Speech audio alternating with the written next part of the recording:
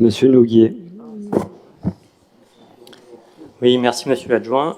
J'aimerais revenir sur le sujet de la péréquation que vous fustigez avec tant d'ardeur. Pour rappel, ce mécanisme de péréquation a été introduit en 2003 sous le gouvernement Raffarin, que cette majorité et vous soutenez à l'époque, j'imagine. Et jusqu'en 2010, la péréquation était mise en œuvre de façon marginale à travers des dotations de l'État. Et en 2010, c'est sous le gouvernement Fillon que le développement de la péréquation horizontale a été enclenché. Donc votre positionnement local est ainsi totalement incohérent et en décalage complet avec les politiques que vous avez défendues au niveau national. La péréquation est un moyen d'exercer la solidarité avec des communes rurales ou ayant des charges importantes au regard des revenus des habitants. Il s'agit là d'une gestion équitable et de décentralisation. Et je regrette que vous n'ayez qu'une posture démagogique sur ce sujet. Alors, Monsieur Nouguier, je constate que, là, il y a 2 semaines, vous étiez très vraisemblablement sur votre téléphone quand j'ai fait ma présentation. J'ai été très clair, et vous pouvez reprendre le compte-rendu. J'ai dit que je ne remettais pas en cause la solidarité nationale, qu'en revanche, ce que je mettais en cause, c'était la non-direction et l'impossibilité de suivre les 23 millions qu'on prélevait dans la poche des Levalloisiens pour entretenir je ne sais quel rond-point inutile dans certaines villes ou je ne sais quel centre de loisirs dans je ne sais quelle ville qui est aujourd'hui sous perfusion. Les villes qui perçoivent la péréquation sont totalement sous perfusion. Et à force de leur donner l'argent de la péréquation, ils ne sont plus capables, les conseils municipaux de ces villes-là ne sont plus capables de se passer de la péréquation. D'autre part, je vous ai donné l'exemple de la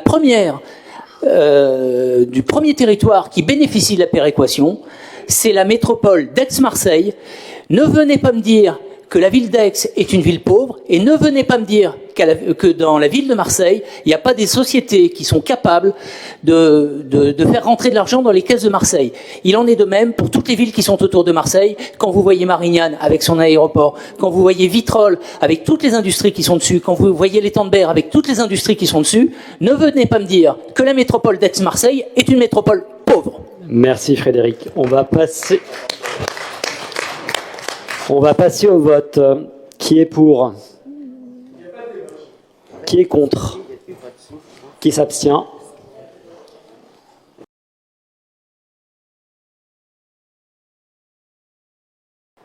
Monsieur Nouguier. Merci. Je tenais avant tout à saluer le travail mené au Conservatoire et à l'Escale, qui permet de proposer des cursus et activités de qualité à bon nombre de Levalloisiens. Il est en revanche dommage de ne pas avoir un état des lieux précis qui permette d'avoir une bonne compréhension des enjeux. Nous sommes sur une nouvelle mandature et il serait intéressant de donner une nouvelle impulsion et il serait intéressant d'avoir les chiffres de fréquentation, les répartitions selon les filières, savoir quelle est la proportion de non-levalloisiens, combien d'enfants se voient refuser l'inscription faute de place. Il est difficile de se prononcer sur des évolutions de tarification sans ces éléments. Et au sujet des tarifs, 250 € pour une année, effectivement, ce n'est pas excessif et ça peut sembler être un tarif raisonnable. Pour autant, cela peut éloigner certaines familles de ces activités culturelles. Pour information, si vous ne le savez pas, plus d'un quart des familles avec enfants sont monoparentales à Levallois, avec les difficultés financières que cela peut engendrer. Nous avons également à Levallois 8% de la population en dessous du seuil de pauvreté. Au lieu de tarifs uniques, il serait possible de moduler les tarifs selon le quotient familial. C'est le cas pour la cantine et pour certaines activités périscolaires. Pourquoi ne pas l'étendre aux activités culturelles et sportives? Les évolutions que vous soumettez ne sont franchement pas limpides. Une approche basée sur le quotient familial aurait le mérite de la clarté, de la cohérence et permettrait de mener une véritable politique familiale. Je vous remercie. Vous l'avez dit, on est à 250 € aujourd'hui à Levallois et à Asnières, une ville qui est bien plus pauvre que nous fiscalement, ils sont à 750 €. On contribue donc largement, par toute la tarification, à accompagner toutes les familles, quelles qu'elles soient, dans les démarches culturelles, associatives, sportives. À un moment donné, il y a un coût aussi. Et le coût que nous sommes tous prêts à payer, bien sûr modulé, puisqu'il y a aussi des réductions en fonction du nombre d'enfants que vous pouvez avoir, une réduction 50% pour le deuxième enfant, c'est aussi une forme de rétribution de ceux qui travaillent au quotidien dans la culture. Moi, je ne suis pas pour la culture gratuite, parce que la gratuité, quelle que soit d'ailleurs la culture à Paris, dans les musées parisiens, la gratuité, c'est aussi une dévalorisation du travail de ceux qui travaillent dans ce domaine. Mais si vous voulez, je peux aussi laisser la parole à Stéphane de Krebs, qui était auparavant maire adjoint de la culture et qui a beaucoup travaillé aussi sur ces questions-là. Stéphane, oui, David, monsieur le maire, je veux juste apporter ma modeste contribution à votre réflexion pour vous dire que ce que vous avez proposé, on l'a étudié, bien évidemment, en son temps, mon temps, qui est un temps passé. Et le constat qu'on a fait, c'est pour ça qu'on y a renoncé, c'est que quand vous faites ce type de calcul, finalement, ce sont les classes moyennes qui trinquent le plus. Or, c'est notre cœur de cible à Levallois. Vous avez une majorité de familles qui font partie des classes moyennes, et c'est elles qui vont payer plus. Et je vais vous dire, pour les personnes, les familles que vous avez évoquées, familles monoparentales, les personnes les plus modestes, c'est pas le tarif qui les fera venir au conservatoire. C'est toute une chaîne qui passe par l'éducation nationale, de l'accompagnement. C'est pas simplement une question de tarification.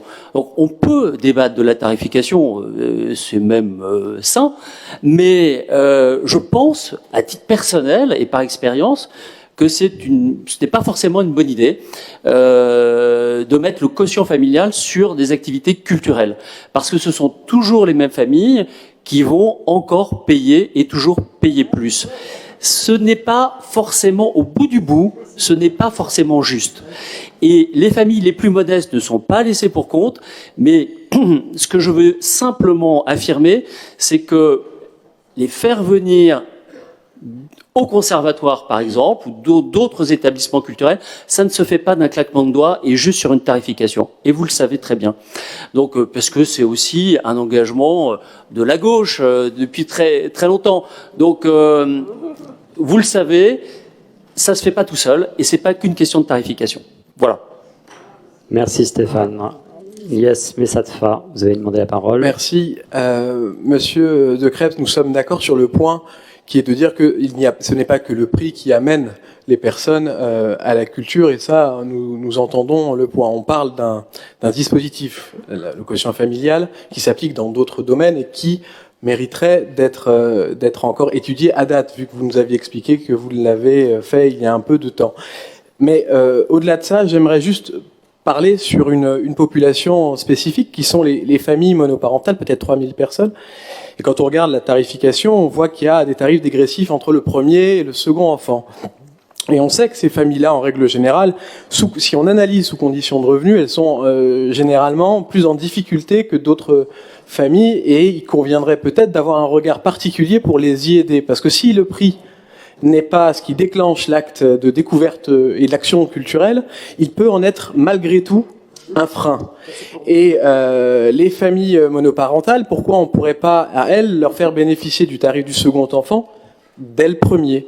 Moi, je parle de réflexion de ce type pour pouvoir, en fait, que le prix ne soit jamais une difficulté dans l'accès à la culture. Il n'est pas le seul élément qui permet de diffuser la culture dans tous les foyers, mais il en est un qu'il ne faut pas négliger. Merci. En tout cas, c'est pas un frein, pas Levallois, et encore moins, en tout cas moins Levallois que par rapport à d'autres communes. Je mets donc au vote qui est pour, qui est contre, qui s'abstient. Merci.